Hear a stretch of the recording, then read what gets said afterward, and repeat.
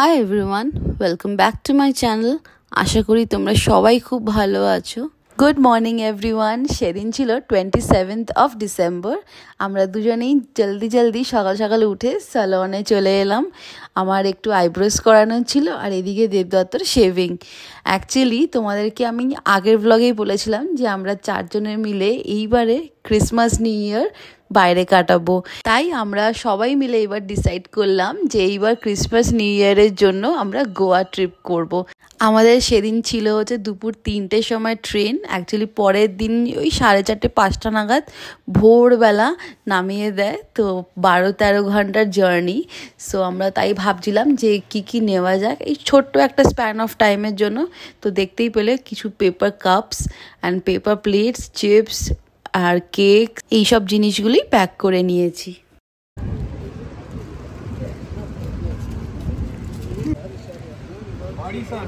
বেরোবার সময় বৃষ্টি রে পুরো একদম। অ্যান্ড আমরা বেরিয়ে পড়েছি। এখন বাজে প্রায় 1:30। অ্যাকচুয়ালি একটু হাতে 1 ঘন্টা সময় নিয়েই আমরা বেরোচ্ছি, কারণ রাস্তাঘাটে ভীষণ জ্যাম হয় ব্যাঙ্গালোরে। আর স্পেশালি এই দুপুরের আর বিকালের টাইমটা তো আরও বেশি করে হয়। সো ইয়া, ভীষণ এক্সাইট অ্যান্ড হ্যাপি এই জার্নিটার জন্য।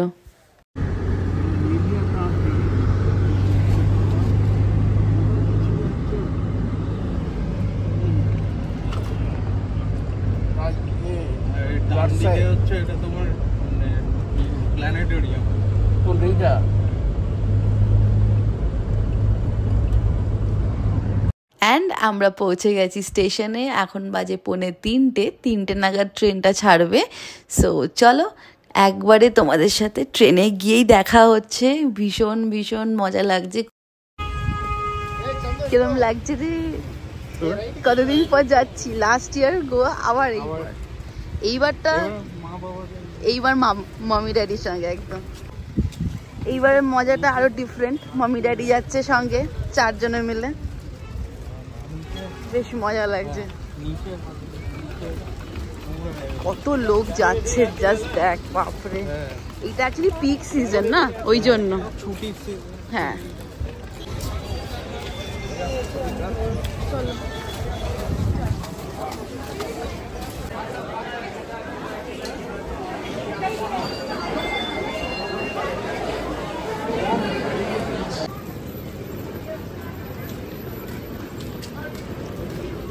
And our journey begins.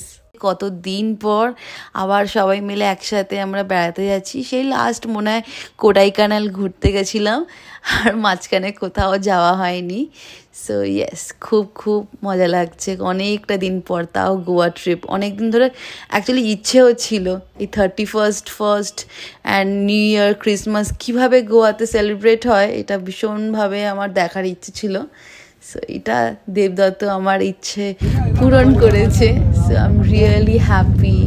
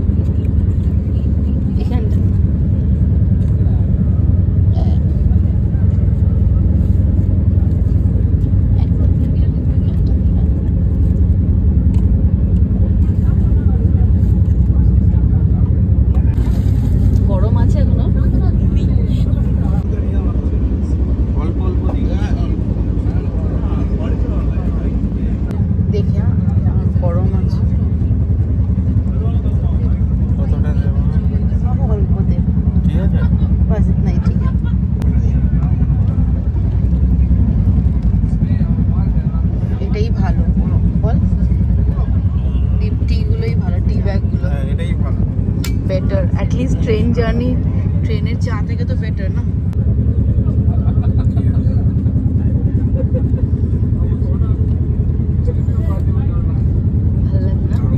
ট্রেনে উঠেই একটু খিদে পাচ্ছিল, কারণ সেই 11:30টার সময় আমরা লাঞ্চ করেছিলাম তাড়াতাড়ি বেরোবো বলে। তো এখন একটু জাস্ট এমনি নর্মাল চিপস বিস্কিট আর আমরা টি ব্যাগস এনেছিলাম আর ফ্লাস্কে করে আমরা গরম জলও এনেছিলাম। তো সেটা দিয়ে আমরা আজকে বিকালে চা খেলাম সবাই মিলে আর বেশ বেশ ভালো লাগছিলো। তারপর বাইরের দিকে তাকিয়ে দেখছিলাম এই গোল্ডেন আওয়ারের টাইমটা এত সুন্দর লাগছিলো, তাই আমি বললাম যে চল একটা রিল বানানো যাক। মানে এত ভালো লাগছিলো সেই টাইমটা না, খুব খুব ভালো লাগছিলো, না ক্যাপচার করে পারলাম না। আর এই শর্টসগুলো কিন্তু আমি অলরেডি আমার চ্যানেলে পোস্ট করে দিয়েছি, অনেকে হয়তো তোমরা দেখেছো, আর যারা দেখোনি তাদের জন্য কিন্তু আমি ডেসক্রিপশন বক্সে লিঙ্কটা শেয়ার করে দেবো, আর ইনস্টাগ্রামে আইডিটাও আমি আমার এই ভিডিওতে দিয়ে দেবো, যাতে গিয়ে দেখতে পারো। চলো এখন বাজে হচ্ছে প্রায় 8:30 9টার দিকে, আর আমরা এখন ডিনারটা সেরে নেবো। ডিনারে চলো দেখিয়ে দিই কী কী আছে। রুটি, সিম্পল হাতে করা রুটি, সাদা আলুর তরকারি আর তার সাথে মিষ্টি। এরম ট্রেন জার্নি না মাঝে মধ্যে এত ভালো লাগে, তার উপরে সবাই যখন অনেকে একসাথে থাকে গল্প করা, মজা করা, এরম করে টাইম যে কিভাবে পাস হয়ে যায় বোঝাই যায় না। এই ট্রেন জার্নিগুলো যখন এখন করি না, ছোটোবেলার কথা ভীষণ মনে পড়ে, কারণ ছোটোবেলায় আমরা শুধুমাত্র ট্রেন জার্নি করতাম আর ওটাতে এত খুশি হতাম না কি বলবো। একসঙ্গে যখন আমরা সবাই মিলে জার্নি করতাম না, কি যে মজা হতো আর কি যে হই হুল্লোড় হতো কি বলবো।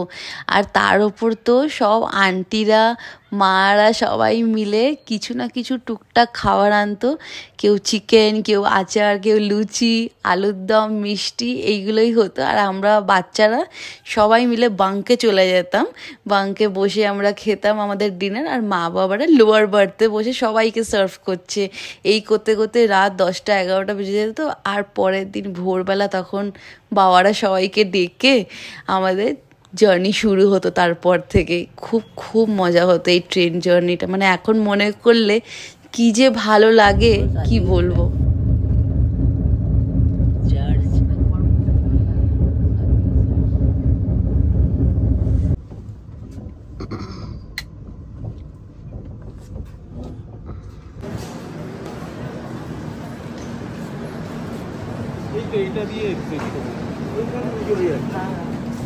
গুড মর্নিং, 4:45 বাজে আর আমরা এখন পৌঁছে গেছি ভাস্কোতে, ভাস্কো ডা গামা স্টেশনে।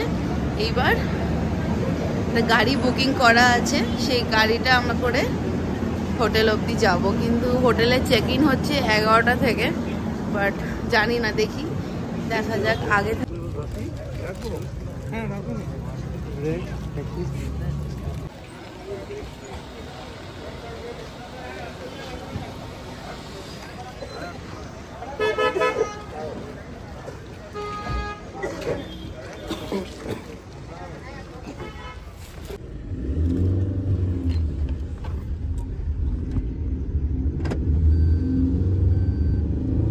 সো ফাইনালি আমরা গোয়া পৌঁছে গেছি ভোর 4:45 এখন।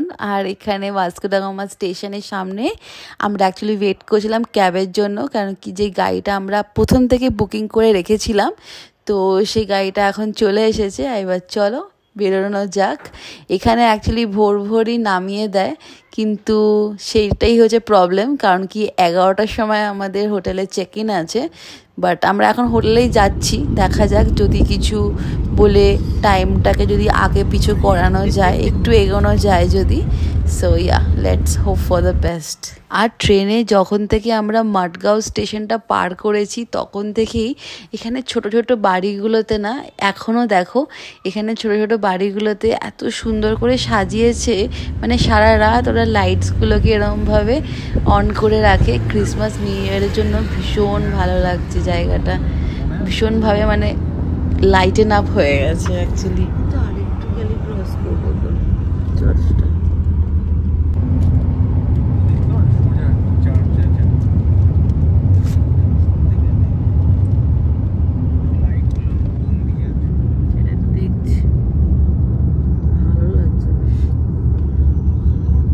এই যে আমরা পৌঁছে গেছি, আমাদের হোটেলের সামনেই আছি, হোটেল ক্যালাঙ্গুড গ্র্যান্ড। এটাই আমরা বুকিং করেছি for the rest of the days, যে কটা দিন গোয়াতে আছি। সো ইয়েস, চলো ভেতরে যাওয়া যাক, দেখা যাক কি বলে ওরা।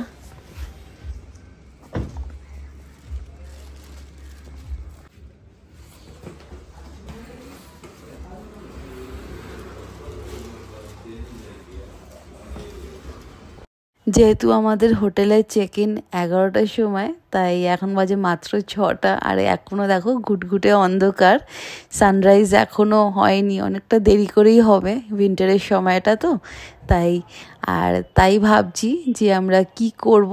তো আমরা লাগেজ রেখে চললাম হচ্ছে একটু সামনে কোনো দোকান দেখতে, যেখানে একটুখানি চা খেতে পারি, বিকজ চা হচ্ছে এমন একটা জিনিস যেটা আমরা না খেয়ে থাকতে পারবো না। তো সকাল সকাল এনার্জি পাওয়ার জন্য আমরা চললাম হচ্ছে র চা খেতে।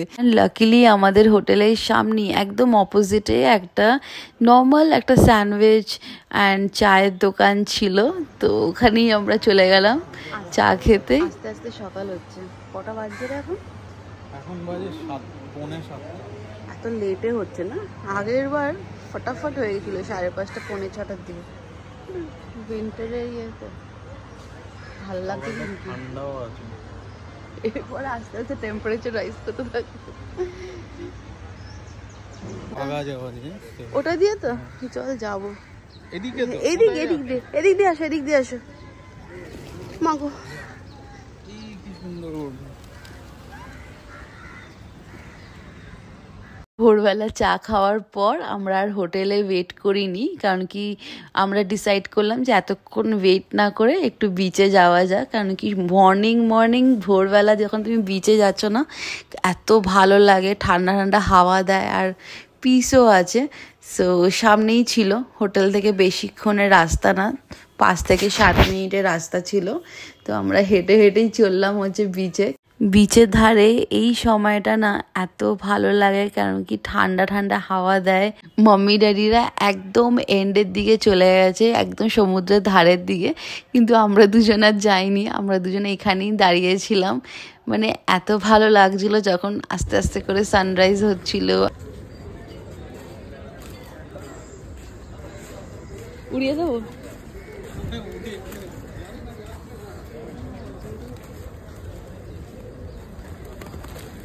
অনেকক্ষণই প্রায় আমরা এই জায়গাটাতে কাটালাম। তখন সকালবেলা একদম ভোরবেলা ছিল, তো সানরাইজের টাইমটা ছিল, আর ওই সময়টা অনেক ফাঁকাও ছিল, লোক বেশি ছিলও না, তো বেশ ভালো লাগছিল। ভালো লাগছে তো? একটা কালার আছে নাকি এই কালারগুলো ব্রাইট যেগুলো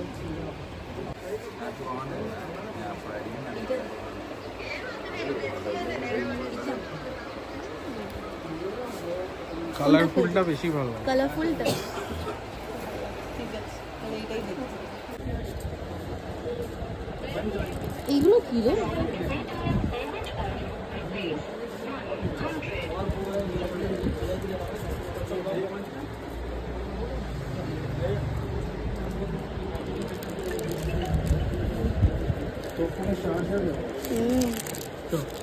হাতে কি লেগেছে?